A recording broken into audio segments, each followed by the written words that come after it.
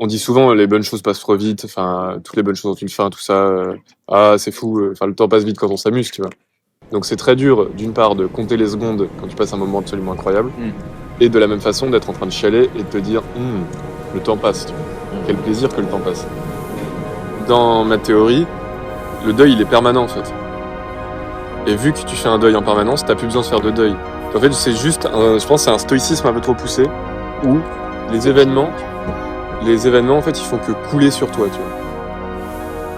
Et c'est bien parce que en soi ça fait, enfin, d'un point de vue purement moral, tous les événements mauvais, bah tu les intègres beaucoup plus facilement, tu vois. Enfin, tous les moments douloureux, etc. Mais d'un autre côté, ça demande une attention particulière pour capter les bons moments. Parce que sinon les bons moments, ils sont aussi neutres qu'un mauvais moment. Voilà. Je trouve que la quête du bonheur finalement elle est assez, enfin, c'est une torture. En fait. Faites une pause. Juste un instant. Fermez les yeux et revenez un peu en arrière. Ce chemin, ces choix, ces silences, c'est la vie que vous rêviez d'avoir?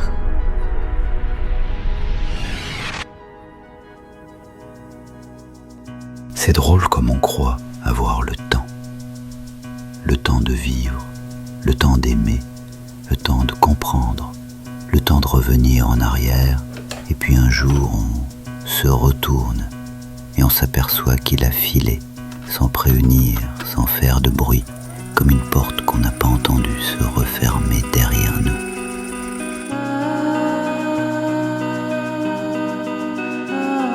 À 10 ans, je pensais que les grands savaient tout, que plus tard ce serait simple, évident. La famille, c'était le centre, un cocon, parfois bruyant, parfois trop silencieux. Je regardais les adultes avec curiosité, en croyant que la vraie vie commençait avec une cravate ou une paire de clés. À 20 ans, je croyais que tout allait arriver. L'amour, les copains, les réponses. On traînait, on rêvait fort, on croyait qu'on allait tout réussir. On se promettait de ne jamais se perdre. On s'est perdu quand même. Mais ils sont toujours là, quelque part, dans un coin de mémoire. Et les premiers amours, celles qui font battre trop vite, celles qu'on pense uniques. On y met toute son énergie, même si ça finit souvent en douleur. À 30, je pensais que tout allait enfin commencer. La vraie vie, celle des adultes, avec des projets, de l'assurance, des réponses. On fait des choix, on s'installe, on construit. Pas toujours ce qu'on voulait, mais ce qu'on peut. À 40 ans, on prend conscience de ce qu'on ne sera plus. Certains amis s'éloignent, d'autres deviennent des inconnus familiers. Et parfois, les parents commencent à décliner, lentement d'abord, puis tout va trop vite. On enterre son enfance dans une chambre d'hôpital, sans bruit. À 50 ans, c'est le début du rôle qu'on endosse, solide, responsable, disponible. Le couple est là, usé ou rassurant, parfois les deux, et parfois il n'y a personne. Et c'est une autre façon d'apprendre à tenir debout. Et puis un jour, on devient orphelin. Même à 50 ans, ça vous renverse, parce qu'on comprend qu'on est devenu le haut de l'arbre et qu'il n'y a plus personne au-dessus. À 60 ans, j'ai commencé à regarder en arrière, pas avec regret, mais avec cette mélancolie douce qu'on ressent quand on revoit une vieille photo. Je me suis souvenu de choses que j'avais oubliées, des visages, des odeurs, des silences. J'ai compris que certaines choses ne reviendraient plus.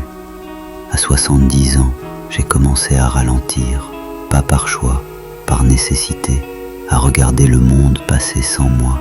Le téléphone sonnait moins, les projets s'étaient faits ou s'étaient envolés. J'avais plus de souvenirs que de projets. J'ai compris qu'on finit toujours seul, même bien entouré, et que ce n'est pas forcément triste, c'est comme ça.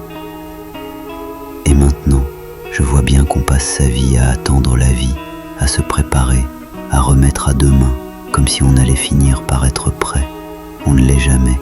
Au bout du compte, ce qui reste, ce sont les instants vécus, les émotions, même brèves.